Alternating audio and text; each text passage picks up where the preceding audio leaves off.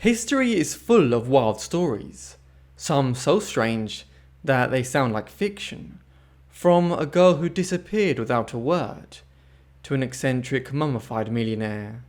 In this video, we're diving deep into these bizarre historical tales that you probably didn't learn about in school. So buckle up, because this is history like you've never heard it before. Now, let us go to late 19th century New York. Adele Edith Boas was born in New York City late in 1895. She came from a prosperous family of Jewish Americans whose roots were in Central Europe. It is important to understand their prominence in America to fully grasp why Adele's story briefly became national news in the US in 1909. The Boas family hailed from the Silesia region of the Kingdom of Prussia, in what is now the tripartite border region between Germany, Poland, and the Czech Republic. One member of the family, Emil Boas, had left there for the United States in 1874 when he was just 19 years old. He soon established himself as a successful shipping and transport businessman in America, drawing on his family's connections in the same industry back in Europe. Soon other family members began to join him in the US, leaving the growing anti-Semitism of European society behind. His cousin Arthur was one of these. Arthur Boas was Adele's father, and he had married Blanche Hofstadter.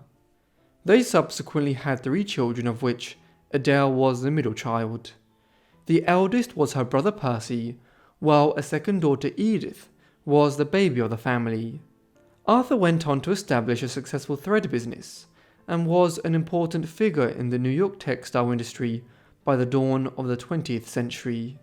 However, the real family wealth was amassed by cousin Emil, who by 1900 was the general manager and resident director of the Hamburg America Steamship Company. This was one of the largest transport companies in the world, and it ferried millions of people between Europe and the Americas in the early 20th century. Thus, Emil was a very wealthy man, and Adele was born into a significant family of Jewish American immigrants, and while they weren't on par with the likes of the Astors and the Vanderbilts, the Boas family name did command respect in New York high society at the time. Despite her affluent background, the world would never have heard of Adele Boas were it not for the events of Friday the 23rd of April, 1909. By that time Adele was 13 years of age and was described as being tall, blue-eyed, blonde, and with a striking resemblance to her father. She had a privileged life, with maids diligently attending to her and her siblings' every need. The family lived in a large townhouse on West 88th Street next to Central Park in Manhattan, a building that was large enough that a fence surrounded the Boas house. From here Adele attended a prestigious Jacobi school, a progressive co-education school that Laura Jacobi, herself a Jewish emigre from Germany to the US, had founded in 1896. Today, though, it is known as the Calhoun School. Yet, despite her privileged circumstances, Adele was apparently unhappy with her lot in Manhattan, and in particular, with what she perceived as her parents' oppressive behavior, having her chaperone to and from school each day. This would explain the events of the 23rd of April, 1909. That day, Adele and her mother Blanche headed out to run some shopping errands. Prior to leaving the house, Adele had phoned a friend to make plans to meet with her later that evening. Then, when they were out shopping, Adele told her mother that she was tired and wanted to head back to the house.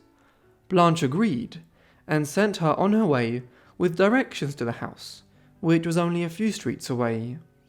However, when Blanche returned to the Boas house on West 88th Street at around 6 p.m., her daughter was nowhere to be seen, and she did not return home that night.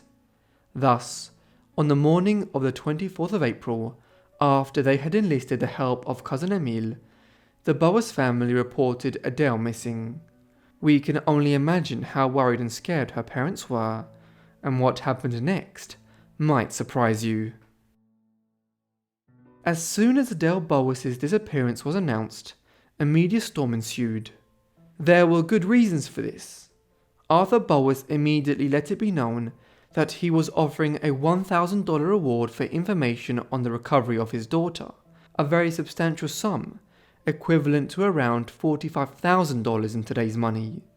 This, along with the status of the wider Boas family in the New York business community, led to many major New York and East Coast newspapers carrying the story on the 25th of April. In tandem, the Pinkerton Detective Agency, the foremost investigative agency in the United States in the 19th and early 20th centuries, were hired to begin looking for clues for little Adele's whereabouts.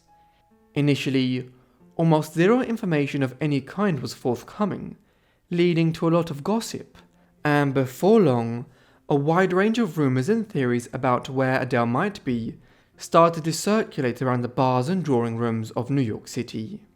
Some of these reflected contemporary concerns about the automobile revolution of the 1900s, in speculating that Adele had been driven over by a car. Others inevitably concluded that she'd been killed or kidnapped. Another theory held that Adele was mentally unstable, and claimed that she'd been seen sleeping rough in Morningside Park in Upper Manhattan. The only thing which tied these theories together was that none of them were based on evidence of any kind. But would one of these theories prove to be true? Adele's parents hoped for the best, but as the hours and days passed, they grew increasingly anxious of their daughter's whereabouts. In the end, all the theories were wrong. On the 26th of April, by which time Arthur Boas had increased the reward he was offering from $1,000 to $5,000, two individuals contacted the police to state that they had information concerning Adele's whereabouts. These were Mrs. Elizabeth Upton and Mr. Adolph Helther, two residents of Boston. Helther was able to confirm that Adele was in New England, 200 miles north of New York, where she had disappeared from 3 days earlier. He also informed the authorities that she was on her way south back on a train to Manhattan. So it was that Adele Boas pulled into Grand Central Station at around 2 p.m. on the 26th of April 1909. There she was greeted by her uncle Emile and some of the investigators he had hired. When she got off the train, there was nothing in her appearance to indicate that she had been under any severe strain, either physically or mentally. They proceeded to the Upper West Side and the Boas family home, where Adele greeted her parents. She was then seen to by the family physician, who said she was in perfect health and only needed sleep. The following day, publications like the New York Times and the New York Tribune reported that Adele had been found alive and well and was reunited with her family. But questions remained, like where had she been and what had she been doing between her disappearance on the 23rd and her reappearance on the 26th, and what was this strange journey to Boston all about? In the hours following Adele's reappearance in New York, her story became clearer. She claimed, been upset about her parents' overbearing approach to her schooling and life in general. Adele, it appears, was being teased by her school friends about the fact that she was chaperoned to and from school every day by a maid in the employ of the Boas family. She consequently determined that she would run away briefly, for a week or so, in order to demonstrate that she could look after herself. What had tipped her over the edge was that on the day she disappeared, her mother had given her such precise instructions about how to walk the several blocks to their house, as though she didn't know the way herself. As a result, when Adele left her mother that afternoon, she did head home, but only for long enough to collect her small amount of savings, some $14 from her room. She then left again and took the crosstown car or tram across Manhattan to the Grand Central Station. From there she boarded the train to Boston. There seemed to be no particular reason for her choosing that destination, other than that it was a city she had heard a lot about and could travel directly to on the train from New York. Once she reached Boston, Adele had managed to acquire a room in a boarding house with her small bit of money, paying for it in advance and giving a fake name. The following day she walked around the streets of Boston and set about finding a job. Here is where Elizabeth Upton came into the equation. Adele acquired a position as a waitress at a restaurant in the Charleston district of Boston working for Upton, and spent Sunday the 25th of April working there. And here was where Adele Boas's plan fell apart. During her shift she cut her finger while slicing bread, and decided that she didn't like her new job. So, on the 26th of April, she set off back to Manhattan. During Adele's return journey, police boarded the train looking for her. They soon came across her and asked if she was the missing girl Adele Boas, but she lied, saying that her name was Freda Doughton, and even put on a fake German accent and pretended not to understand English very well. So clever was Adele's ruse that the police were baffled. They reported to the New York police that the missing girl was not on the train. Adele certainly had her wits about her, as other passengers were also deceived by her acting, and were convinced that she was merely Freda Doughton, a German girl on her way to New York. Yet, around an hour before her train was to arrive in New York, a detective identified her, and after speaking to her for a while, finally got her to admit that she was Adele Boas. When questioned about why she lied to police regarding her identity, she stated, "Because I didn't want to go to jail there, and besides, I was afraid that if I told anybody, they could get the $5,000 reward that Papa was offering for me." It was a very strange 3-day odyssey, by the end of which Adele was happy to be home, and only had $1 left. She surely received a stern punishment by her parents, despite their joy and relief of her returning home. The whole ordeal must have confirmed to them that she was in fact capable of walking the few blocks to school in the mornings by herself. Adele Boas's story became the template of sorts for a whole slew of cases since, involving white women disappearing under mysterious circumstances, and the unusually high level of media attention which their stories generate. The first clear example occurred in December 1910, a year and a half after Adele's brief disappearing act, when Dorothy Arnold, a 25-year-old New York heiress and socialite, vanished without a trace in New York after being out in Manhattan and telling a friend that she was going to walk home through Central Park. The New York newspapers were quick to remind the reading public at the time of the Boas case and how this was similar to Arnold's disappearance. However, sadly, in the case of Dorothy Arnold, she was never seen again in a confirmed manner, nor were her remains found if she fell victim to foul play of some kind. Far too many cases like these, unfortunately, did not have such a happy ending as the Boas one. Adele went on to live such an undramatic life that she avoided the media glare forever thereafter. Little is known about the rest of her life. Next, we are headed to England, where one woman ended up being mummified and was left unburied for over 100 years. The strange story of the Manchester mummy doesn't start with the ruler of ancient Egypt as you might think, nor does it involve an Egyptologist, the name for archaeologists and historians of ancient Egypt. Instead, it starts with Hannah Beswick, a well-off but otherwise unremarkable woman from Manchester. Hannah was born in 1688 at Cheatwood in Oldhall, on the outskirts of Manchester. At this time the northern city was little more than a sleepy town, as the Industrial Revolution that would transform it was still nearly a century away. Her parents were John Beswick and Patience Beswick. They were a wealthy business family at a time when the cloth industry was already considerable in the greater Yorkshire and Lancashire region. Thus, when her father died in 1706, when Hannah was entering her late teens, she inherited a substantial fortune from him. This amounted to thousands of pounds, millions in today's money. With it, she purchased the manor of Bircham Bower at Hollingwood, near Oldham, a suburb of Manchester today, though an entirely separate town at the time. Here she lived out a somewhat unremarkable life, until her death in February 1758, when she was probably 69 years of age. Yet, she was something of an eccentric, burying much of her fortune in 1745, when the Jacobite rebellion in Scotland that year threatened to expand into northern England, and did for a time. She apparently never retrieved the buried money, and never told her relatives where it was, leading to treasure hunts around Bircham Bower in modern times. By now you might be asking, where does the mummy come into all of this? Well, it all relates to the phenomenon of live or premature burials that happened in early modern Europe, and a strange incident involving Hannah Beswick's brother, which had a lasting impact on her psychology. To better understand Hannah Beswick's story, we first need to look at premature burials, which were not all that uncommon at the time. A premature burial is where an individual is buried in a coffin as part of a Christian burial, only for he or she to wake up alive underground. This could happen for a number of reasons. Sometimes, people fell into a coma and woke up buried alive in a coffin as their loved ones were convinced they were dead.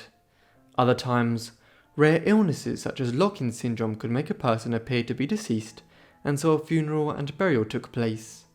More commonly, it was maybe people entering into a completely catatonic state that may have convinced others that they had passed. Whatever the cause might have been, the problem in early modern times was that a lack of medicinal and scientific knowledge often led to a premature diagnosis that someone was dead. Especially in rural areas, there were usually very few people capable of making any sort of informed decision on whether a person was dead or not. Even a procedure like checking for a pulse, one which seems so simple we take it for granted today, might not have been engaged in hundreds of years ago. Unsurprisingly, many people ended up in a coffin while they were still alive. The numbers have been fairly widely debated and can't be determined with any precision, but scholars of the subject believe that thousands were buried alive across Europe every year in early modern times. The physician J. Stenson Hooker estimated the figure to be around 800 annually in England and Wales alone. As was to be expected, some people were very concerned that this might happen to them. Hannah Beswick was one such individual, and she went to extreme lengths to make sure she didn't fall prey to such a fate. Hannah Beswick's path to becoming the Manchester mummy began with the funeral of her brother James one day in the early 1750s. The exact date is unfortunately unrecorded. James's funeral began much like any other, with people attending a Christian religious ceremony, followed by the transit of his body to the graveyard. As James's corpse was about to be sealed up and lowered into the ground, one of the mourners noticed something unusual. James, it seemed, was blinking. The person quickly let this be known, and a further examination of his corpse by Dr. Charles White, a young doctor at the time, revealed that James Beswick was alive after all. The mourners took his coffin back to his house, where he regained full consciousness a few days later from whatever was ailing him. James's close brush with being buried alive had an immense impact on his sister Hannah Beswick. We could say that she now developed taphophobia, the fear of being buried alive. But whether we can call it taphophobia in this instance is, of course, open to debate. A phobia is generally something which contains an element of irrationality to it. However, having seen her brother very nearly buried alive a few years earlier, Mrs. Beswick's fear that the same thing might happen to her was entirely justified. In any event, it would soon lead to an extraordinary development. Hannah Beswick died just a few years after the near-life burial of her brother. It was soon revealed that she had gone to great lengths to ensure that she would not be buried alive herself. In July 1857, she had amended her will to bequeath £100 to Dr. Charles White, the same doctor who had declared her brother to in fact be alive at his graveside a few years earlier. With this, the doctor was to ensure that once she died, Hannah's body was not to be buried, instead being kept around above ground indefinitely, where he was to perform regular checks to ensure she had not mistakenly been identified as having passed away. There were ways, of course, of dealing with taphophobia. Such was the fear of being buried alive in late medieval and early modern times that several devices had been employed to prevent it ever happening. One such measure was a safety coffin. This is a coffin fitted with a mechanism to prevent premature burial. One type of safety coffin included a lever that could open the coffin from the inside. This was all fine and well, so long as the coffin was not yet underground. but it is hard to see how this would work if there was 6 feet of mud on top of the coffin, weighing down the lid. Several other devices like a ringing bell could also be employed, but White elected for an altogether different method after Beswick died in 1758. Hannah Beswick's taphophobia only partially explains how the Manchester mummy came about. The other part of the explanation lies in the rather eccentric decisions of Dr. Charles White. He could have chosen a wide range of methods to preserve Hannah's body in order to fulfill her last wishes, but from amongst them he chose the unusual method of mummification. There was seemingly no reference in Beswick's will that she wanted to be embalmed, yet White went ahead and did this anyway. After waiting for a sufficiently long time to ensure that she was in fact dead, White decided to double down on her request not to be buried. Turpentine and vermilion were injected into the corpse's arteries and veins, the organs were removed, and as much blood as possible was extracted from the body. After being washed in spirits, the organs were then reinserted and the cavities of the body were packed with substances like resin and camphor. Finally, the body was anointed with oils and placed into a sarcophagus filled with plaster of Paris. Hence was born the Manchester mummy. Why White did this is not entirely clear, though it was largely tied into a legal dispute surrounding Hannah's will. In order to receive the £100 that was bequeathed to him, a considerable sum of money at the time, White believed he would have to prove that he had preserved her body in some way without burying it, as per her instructions. He may also have been inspired by a scientific desire to understand how mummification worked, and by then he was a pioneer in the fields of surgery, obstetrics, and orthopedics. There was now the tricky matter of where the Manchester mummy was to be stored. For a time, her embalmed body was kept at Ancoats Hall, a large manor owned by another member of the family. But her relatives soon became uneasy with having the macabre remains of Hannah in their home, and the mummy was returned to White after a short period. Thereafter, for seemingly the rest of his life, down to 1813, some 55 years after Hannah died, White kept the Manchester mummy on display in an old large freestanding clock case. The curiosity soon attracted attention, and over the decades many people paid a small fee to visit White's house and see the Manchester mummy. When White died in 1813, the Manchester mummy was inherited by a colleague of his, a Dr. Ollier, who had possession of it for the next 15 years until he himself died in 1828. Then it was given to the Museum of the Manchester Natural History Society. It was at this juncture that Beswick's embalmed remains became known as the Manchester mummy. In an age of scientific curiosity, and when world fairs and expositions were all the rage, the museum capitalised on their strange display, and Beswick's mummy became quite a sensation in the mid-19th century. The Odyssey of Hannah Beswick's remains would finally come to an end in 1868, 110 years after her death. The previous year, the Museum of the Manchester Natural History Society was subsumed into the New Manchester Museum. As its collections were being transferred and recategorised, the Manchester mummy became something of a controversial issue, as some religious figures and politicians began arguing it was unacceptable that the remains of an 18th century woman who had not been given a proper Christian burial should be on public display in this fashion. A legal case followed, in which it was concluded that Hannah Beswick was certainly legally dead at this point, and so her desire to not be buried in the off chance she might still be alive need no longer be complied with. Thus, on the 22nd of July 1868, Hannah Beswick was buried in Aimée Cemetery in Manchester. She was almost certainly not alive when she was buried.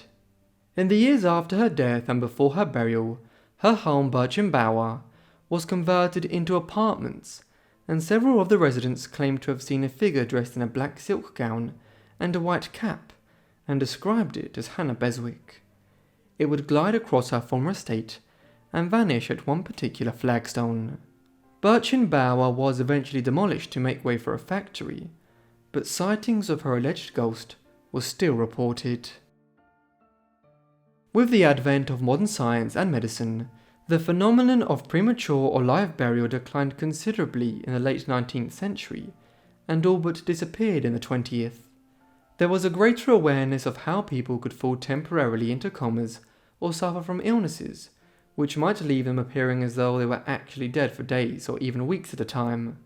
Most importantly, doctors were trained to check people's vital signs to see if they were actually dead before the process of burying somebody began.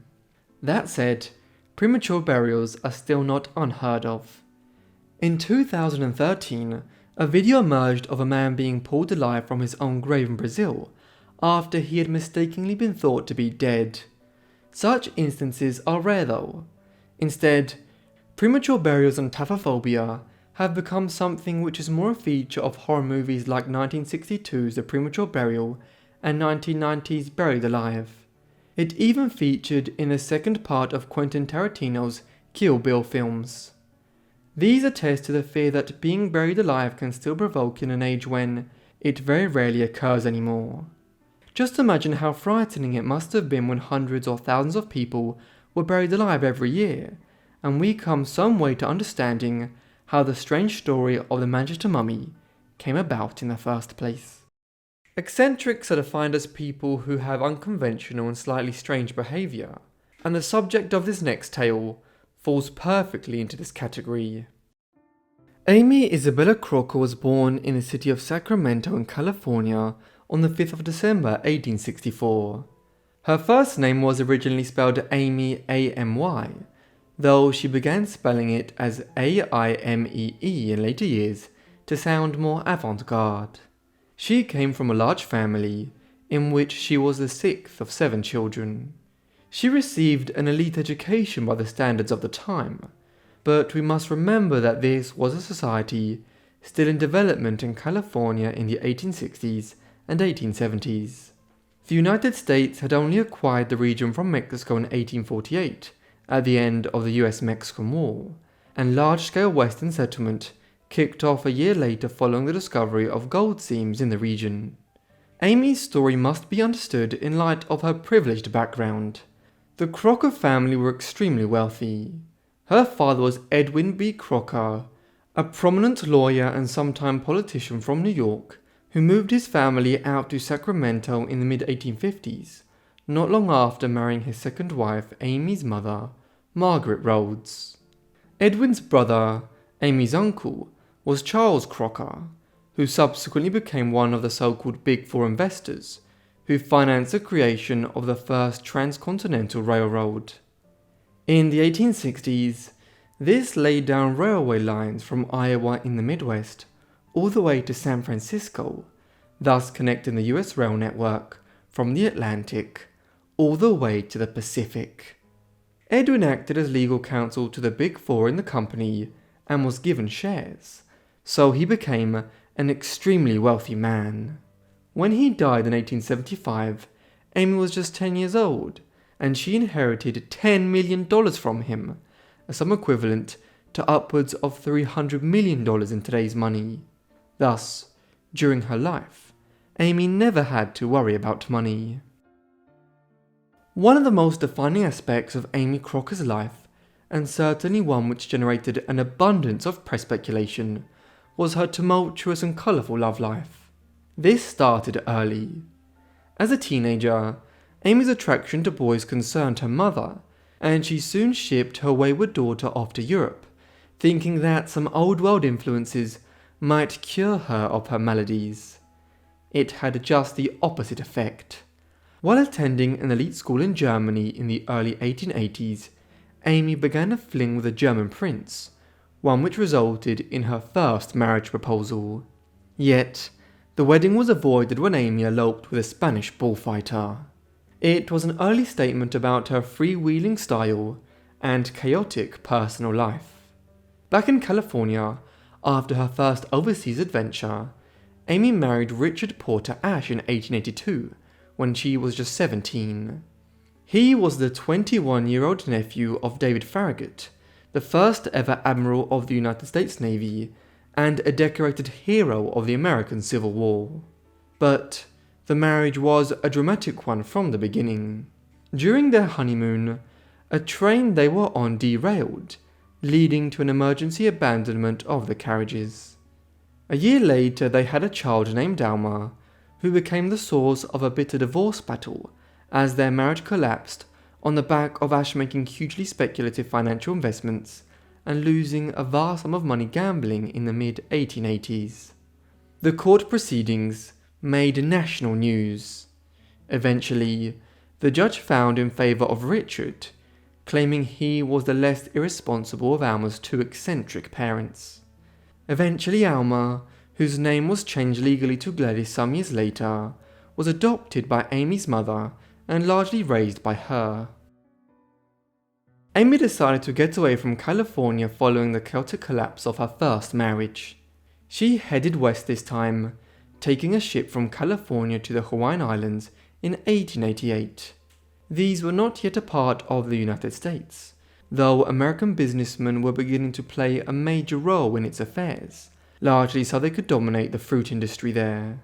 She soon met with King Kalakaua of Hawaii, the last king of the islands, and known as the Merry Monarch. They knew each other since 1881, when Aimée, who was 16 years old at the time, had met the Merry Monarch during his state visit across Europe. Thus, Aimée was received generously upon her arrival in Honolulu, and granted the title of Princess Palaikalani. The king even gifted her an island of her own, though it was one of the smaller, largely uninhabited islands of the archipelago. It was while in Hawaii that Aimée met and married her second husband. Henry Mansfield Gillig was a sea captain, explorer, sometime magician, and opera singer. In short, he was the perfect sort of eccentric and colourful character for Aimée to marry. The visit to Hawaii was otherwise a scandalous one. Aimée appalled the local missionaries who had come in great numbers to convert the natives to Christianity, at one time making a bet in Honolulu that she would run around the city centre naked. She won the bet, and even stopped in the middle of it to try and convince a string band that she came across to accompany her. Afterwards, the missionaries demanded that the king expel her from the islands, which he refused to do. In the end, when she left, it was for her and Henry to head east to tour the far east of Asia, though they would return on several occasions to Hawaii. Between 1889 and 1894, Aimée and her second husband went on a huge odyssey around the Pacific world. This brought her to China, Japan, Hong Kong, Borneo, India, and other numerous places besides.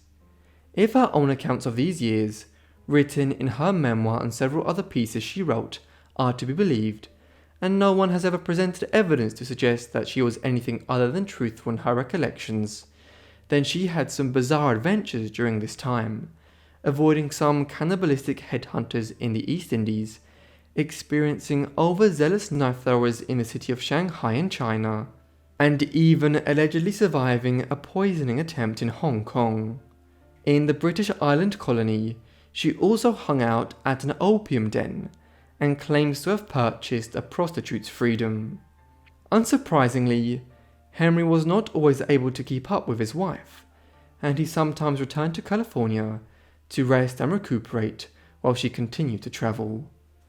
It was during these years too that she began collecting exotic items such as pearls, gemstones, Chinese vases, statues of the Buddha, and much else. She also became one of the first women in the Western world to have a series of tattoos, something which was still very much a nativist tradition in some parts of the world in the late 19th century. Aimée and Henry settled down in the mid-1890s after she returned to California. They headed east and settled in New York, but the marriage soon began to fray and they divorced in 1900. Henry had been well aware for many years of Aimée's serial infidelity, and while travelling in the Far East, with or without her second husband, she had several affairs. Indeed, many years later she would claim that if Western laws and Christian traditions were not applied, she had actually married over a dozen times, as some of those with whom she was engaged in relationships in the Far East in the 1890s had theoretically married her in polygamous exchanges of vows. In New York in 1901, she entered into what might be considered her most stable and loving marriage. Jackson Guro was a songwriter and an eccentric bohemian just like Aimée. For instance, together they founded a Buddhist colony in New York, hardly an unusual pursuit for many residents of the Big Apple today, but something which would have been very unusual to observers at the dawn of the 20th century. Together the couple became a well-known pair around Manhattan, were recurrent attendees at Broadway plays, and close acquaintances of some of the city's literary figures. Enrico Caruso, arguably the most famous opera tenor of the Gilded Age, was a friend and visited their house regularly, where they held soirees attended by the city's cultural classes. Details of these often appeared in the New York newspapers, with salacious details of their lives being a regular topic of the city's gossip columns. Because of this lifestyle, the pair was shunned by much of New York high society, including some members of Aimée's extended family. The public, however, was mesmerized by this eccentric heiress, who had so many adventurous stories, and crowds of young male admirers. The Philadelphia Inquirer even named her the most fascinating woman of her age. Aimée and Jackson did not have any biological children, but they adopted 3 children, 2 girls named Dolores and Yvonne, and a boy named Reginald. Aimée would separately adopt another daughter, Yolanda, years later, while she also reconnected with her biological daughter Gladys. Their harmonious, yet always interesting family bliss came to a tragic end in 1910, when Jackson died from complications resulting from a severe case of tonsillitis. Despite remarrying in later years, as you'll see, Aimée kept the name Guro for the rest of her life. Following Jackson's death, and owing to both it and the manner in which her every action had come to be scrutinized by the New York press, she relocated to Paris. The City of Lights was already well established as the cultural capital of the world by the early 1910s, and would continue to hold that position for another quarter of a century. She would live here for the next 27 years, though visiting the US regularly. Some of her many acquaintances in the French capital included the painter Henri Matisse, the sculptor Auguste Rodin, and the writer and general literary critic Jean Cocteau, while also doubtlessly crossing paths with other American expats in Paris in the 1920s, such as Ernest Hemingway, Gertrude Stein, and F. Scott Fitzgerald. She continued to have a colourful love life, one which matched the press's declaration of her to be the Queen of Bohemia. With all this attention about her fascinating lifestyle, she would later write, "I believe absolutely that living, in the completest sense of that word, discovering the full beauty of living and plunging oneself utterly into the human beings that swarm through this life, is a pure art. It is, I honestly think, the highest artistic accomplishment we can hope for. All the recognized arts, your paintings, your sculpture, your music, your books, all those things are only the symbols of that higher art, living." In the mid-1910s, her home in the city, nicknamed the House of Fantasy, became a refuge for Russian aristocrats fleeing the outbreak of the Russian Revolution and the rise of the Soviet Union back home. She even married 2 such émigrés, the first being the young Prince Alexander Miskinov in 1914. This would cause a huge international scandal, as he ended up having an affair with her adoptive daughter Yvonne, who was just 15 years old at the time. Following this, Aimée quickly sued for divorce. The marriage ended in 1916, and it would be another 9 years until she married her next suitor, Prince Mstislav Golitsyn. She was in her early 60s when she married the 26-year-old Golitsyn in 1925. The union only lasted 2 years, partly owing to the age difference, but also because Aimée continued to treat monogamy as a theory rather than a principle. She regularly attended events in the city with one of her favourite companions, a boa constrictor snake. On occasion, she socialised with Aleister Crowley, already by then a well-known proponent of magic, esoteric knowledge, and a libertine lifestyle. Apparently, Crowley would propose to Aimée nearly every time he saw her or wrote to her, and maintained a graphic description of their decade-long liaison in his journals. After her final divorce in 1927, Aimée did not remarry. She continued to live in Paris for many years, though the city began to lose its status as the global centre of bohemianism in the 1930s after the Wall Street crash and the Great Depression brought the debauchery of the 1920s and the jazz era to an end.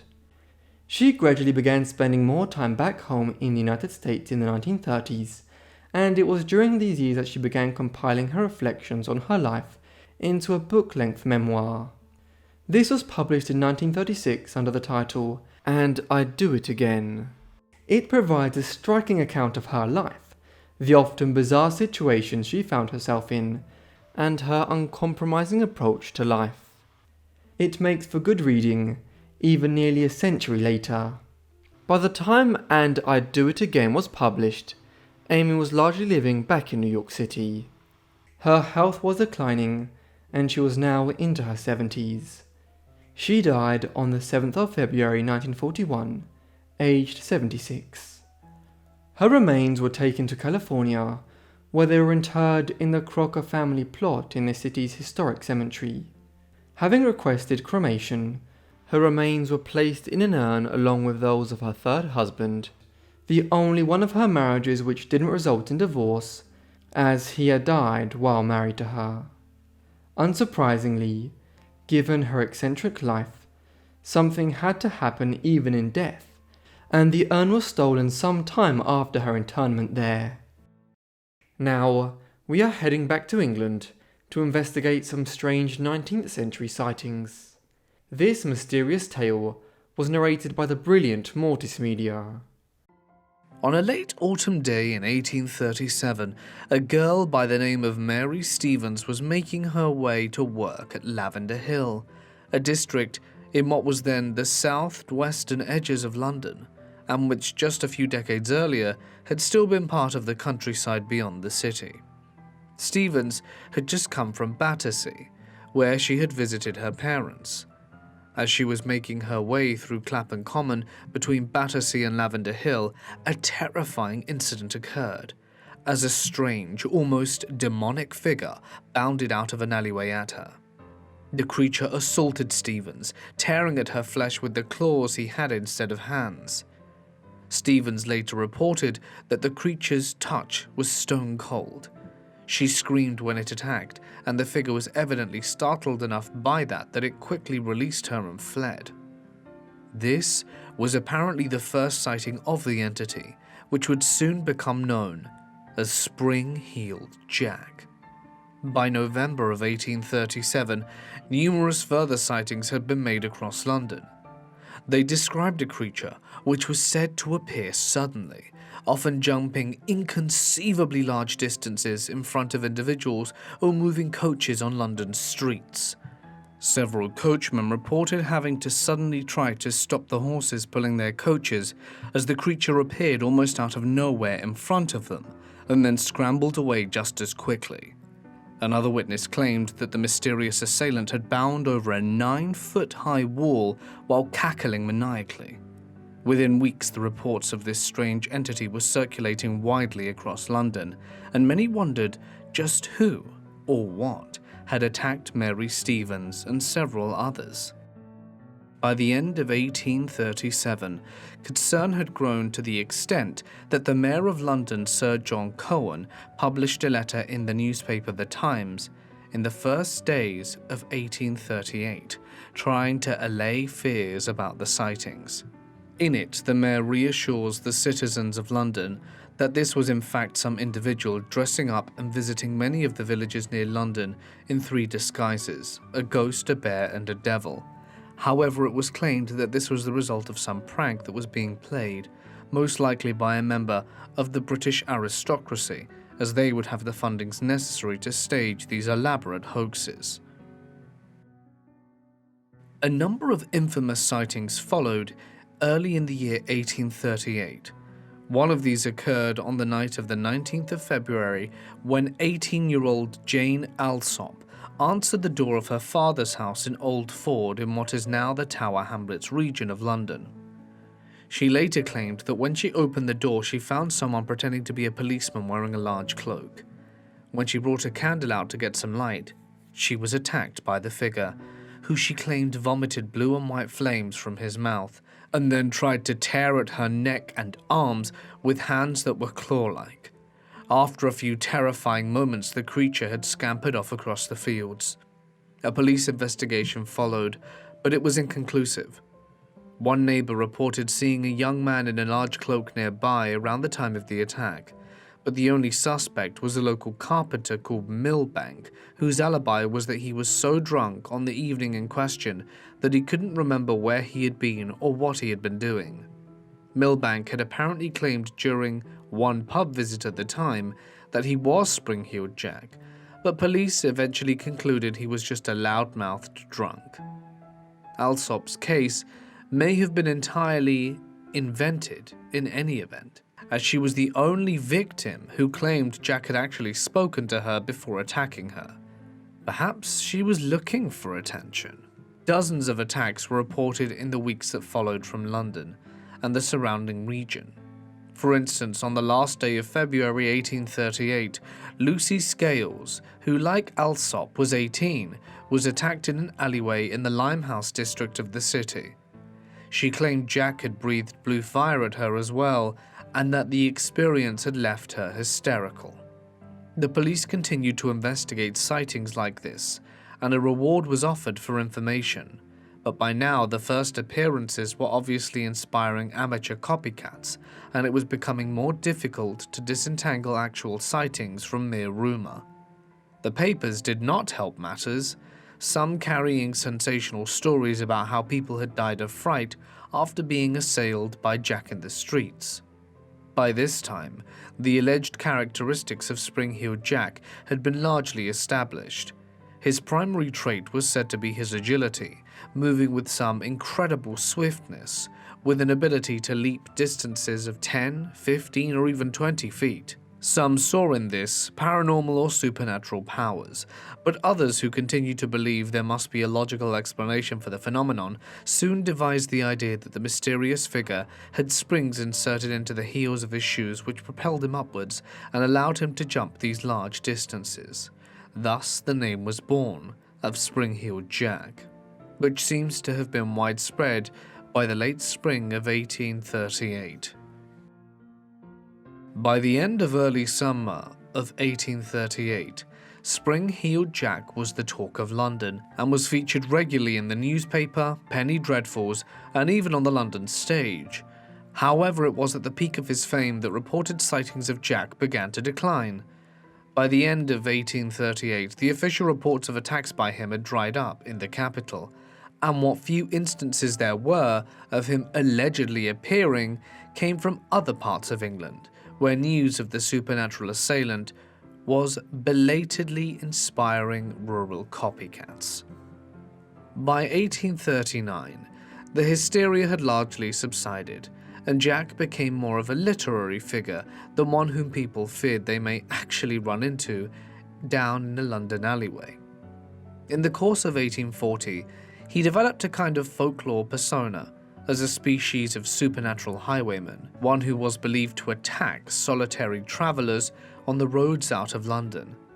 Occasionally, an alleged attack was officially reported. Such was the case of a woman who was assaulted in Teignmouth in 1847, and police considered that Spring-Heeled Jack may have returned to terrorize the city's inhabitants 10 years after his first appearance. More distantly, the spectre of Spring-Heeled Jack was raised again in the early 1870s, when there were reported ghost sightings in quick succession at Peckham in southeast London and in Sussex. The last reports of people believing Spring-Heeled Jack had returned seem to have occurred in Liverpool in 1904, over 65 years after the first sighting of him in London. In seeking to understand the phenomenon of Spring-Heeled Jack, historians and cultural commentators alike have offered differing opinions and theories to explain the entire episode. Some have sought answers in the paranormal. For instance, many 20th century writers suggest Jack was an alien of some kind, while others have considered that Jack was some sort of half-man, half-monster, a cryptozoological entity not unlike Bigfoot or the Chupacabra. Occultists have also been keen to argue that Jack was an instance of a devil or some other demon-like creature revealing itself. In this theory, Spring-Heeled Jack was summoned by occultists or another proponent of dark magic and ran riot around Greater London before being recalled to the underworld in 1838. Others have still contended with any supernatural element which was involved with actually occurring in the minds of Jack's first alleged victims. This view holds that the first sighting of Jack by people like Mary Stevens were that of the result of people being drugged, inebriated, or mentally disturbed. In this theory, the first sighting or two were figments of people's imagination, and then those that followed were the result of hysteria or copycats. One theory which gained considerable traction at the time, and which was alluded to in the letter which the Mayor of London published in the Times in January of 1838, was that Spring-Heeled Jack was an elaborate ruse that was being orchestrated by some member of the nobility. This theory at the time held that some noble had lost a bet, and the payment was to fabricate the appearance of some supernatural being around London. And there is some credibility to this. A member of the British aristocracy would certainly have had sufficient money to finance an elaborate scam like this, as there was no shortage of high-stake betting tables around 19th century London, where a wager of this nature may have been made. Indeed, so popular was the belief in this theory that there was a considerable discussion of who the noble in question may be. Most had settled on the idea that the Irish peer Henry de la Poer Beresford III, Marquess of Waterford, was responsible.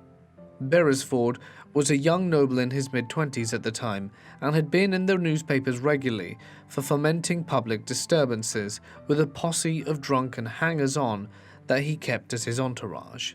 For instance, in April 1837, they had arrived inebriated to Melton Mowbray, where they attacked a toll booth keeper and a police constable and covered them with red paint.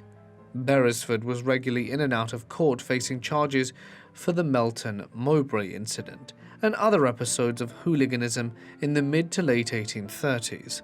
Consequently, many people at the time formed the view that he had financed somebody who knew how to breathe fire and dress up and had some sort of spring boot that gave him the additional look of someone who could bound and jump abnormal distances. It's not entirely implausible, but one which cannot be proven beyond reasonable doubt. However, the story of Spring-Heeled Jack might also be an instance of Occam's razor. The theory is that the simplest explanation for something is the most likely one. In this case, the most likely explanation is that a society which was prone to believing in legends about Gothic monsters and the supernatural was primed to blow a folk tale which was developed in 1837 completely out of proportion. In the 19th century, tales of the supernatural and Gothic horror abounded. There were regular reported sightings of ghosts and other entities in the city of London from the 1800s onwards. By the time Spring-Heeled Jack suddenly started appearing in London tales of the supernatural, horror stories and that of monsters were being published and finding huge audiences across England in the shape of the penny dreadful, cheap pulp fiction publications. This was also the century of Edgar Allan Poe's Gothic horror tales, Mary Shelley's Frankenstein, and Bram Stoker's Dracula. In this environment, it's quite plausible that the story of Spring-Heeled Jack was based on some unexplainable, unusual occurrence in late 1837, and most of what followed thereafter was down to people letting their imagination get the best of them at a time when people were already primed to believe in the supernatural and characters straight out of penny dreadfuls. As William of Ockham noted, the most obvious explanation is the most likely one. I hope you enjoyed the previous tale's narration. because for our final story we are going to the States, and are staying on board with Mort. Around the year 1857, a mysterious vagabond was seen travelling around the states of New York and Connecticut. By the time the American Civil War rolled around in 1861, it was noted that he stuck to the same circuit between the Connecticut River and the Hudson River. Due to the hardships of the time, many people had no work, no food, and no roof over their head. Yet despite this, the mysterious man lived on and would soon become a mythical figure who walked through various towns which happened to be on his route. During the 1800s, roaming vagabonds weren't anything unheard of. Locals knew of those who lived near their town, and if they stayed close, their stories would soon become known. Yet this man was different and much more mysterious than any other vagabond. Whenever anyone tried to get close to him or learn of his story, he became even more distant. It was stated that when locals asked him about his background, he would suddenly end the conversation and leave. He was described as a harmless-looking man with a silent, plodding figure. Yet, due to his very peculiar look, apparently high-strung horses stopped and wouldn't move until he passed. Nothing about this man was known, except that he followed the same long route year after year. The long circuit he followed took him around 34 days. He repeated it over and over, going through the same towns in western Connecticut and eastern New York each year, and he walked a total of 365 miles. Some of the towns he passed through included Brewster, Terryville, Greenwich, Somers, Hamden, and Wilton, among many others. While he followed his route, the mysterious man would always be dressed in leather. His unique leather suit is said to have weighed about 60 pounds. Due to his clothing, which included a hat, scarf, shoes, and other clothes all made from handmade leather, he became known as the Old Leatherman. During the years the Leatherman spent roaming, he lived in caves and rock shelters, spending most of his time in the wild, only stopping at towns for food and supplies every 5 weeks. These Leatherman caves, as they were known, were used to store food and other goods. Following the Leatherman's death, they became points of interest in the area, and to this day they remain so. On the 7th of April of 1870, an article on this mysterious man was published. They called him the Leather-Clad Man and tried to reveal the little information that was known about him. In the article, they mentioned that he was very tightly lipped. It said that when he did communicate, he only used words with one syllable, as well as grunts and gestures such as pointing to his mouth asking for food. His English was noted to be broken, yet rumours claimed that he would occasionally say the odd French phrase. This made many believe this was his native tongue. What he lived off isn't exactly known. It's thought that he had money, which is odd as he refused it from others, but somehow he managed to purchase basic resources. One shop kept a record of his orders, which included a loaf of bread, a can of sardines, a pound of fancy crackers, a pie, 2 quarts of coffee, and 1 gill of brandy with a beer bottle. As the Leatherman passed through towns, he drew attention to himself. His distinctive appearance and incredible punctuality made people wonder how it was possible, further spiking their interest. His peaceful, harmless nature made many people grow to like him. His punctuality was such that locals noted you could tell the time by his schedule. Apparently, it was considered a great honor for him to stop at your door for food. So in some circumstances, friendly locals made food for him and handed it over at certain times. The Leatherman would always be at your door right on time, then he usually ate the food on the doorstep.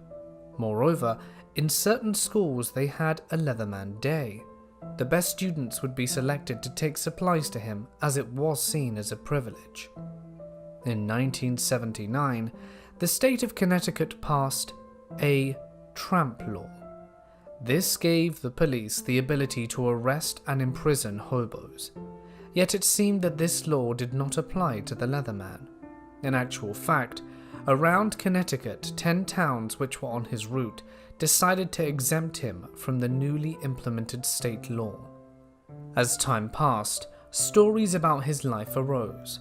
One of these claimed that the Old Leatherman had been falsely accused of a crime in some distant land. To avoid imprisonment, he fled to the States, while the woman he loved tried to clear his name. Some theorized that he had a devoted wife who had suddenly passed, which gravely affected his mental balance. Other theories mentioned he was Jules Belay and started to call him such. The story tells he was born into a very poor family, but despite this he managed to get a university degree and fell in love with the daughter of the owner of a leather factory called Marguerite Laron. However, he didn't approve of his poor background. Despite this, the factory owner gave Jules a chance, but after a disastrous investment, the young man from Lyon lost all the company's funds and thus the woman who he was madly in love with. After having lost everything, he moved to America to live out his years in despair. From that point on, he roamed in solitude, clothed in the substance of his ruin. This fascinating tale was actually totally false, yet to this day it remains to be told. During the years he wandered, the Leatherman survived freezing temperatures, strong winds, heavy snow, and even the Great Blizzard of 1888. Inside his Leatherman caves, he lit fires to try and keep warm in the winter, but this didn't always work, as his face was frostbitten on many occasions. However, he did keep all his fingers, unlike other vagabonds at the time and area. During the time of the Great Blizzard of '88, which was one of the most severe recorded blizzards in American history, the Leatherman was arrested, yet it's thought that this happened as the locals were worried about his health. During the blizzard, the Old Leatherman was found in one of his caves, nearly frozen to death. Following this, he was treated in a hospital and revived. A diagnosis stated he was sane except for an emotional affliction. As he had money and wished to be freed, he was released and continued to live as he had done for years. The Leatherman was found dead on the 24th of March, 1889, in one of his regular shelters called the Sawmill Woods Cave, near Ossining, New York. The cause of his death was debated. Some accounts mention that it was due to mouth cancer from his extensive tobacco use. Others claim it was from a strange head injury. The Leatherman received a proper burial by locals fit of his celebrity-like status in the area. He was buried in Sparta Cemetery in Ossining, New York. On his headstone it reads, "Final resting place of Jules Borlet of Lyon, France, the Leatherman, who regularly walked a 365-mile route through Winchester and Connecticut, from the Connecticut River to the Hudson, living in caves, from the years 1858 to 1889. Yet, this wasn't true. Strangely, when his grave was exhumed in 2011, his remains weren't found. There was no trace of his body. Instead, all the workers found were some large coffin nails. Following this, the scraps of his life were gathered and reburied in a more central location in the cemetery, with a headstone that reads, more appropriately, the Leatherman. Very few things were ever confirmed about him, making him a true man of mystery. When his corpse was found, a French prayer book was among his possessions. This, as well as his French-style footwear, and the fact that he declined meat on Fridays, allows us to speculate that he was French Roman Catholic, but apart from that little else is known. It's likely that we will never truly discover who the mysterious Leatherman was. His unknown life and origins give more creed to his legend in life and after in death. It's because of this that he was so widely known by locals and relevant to this day.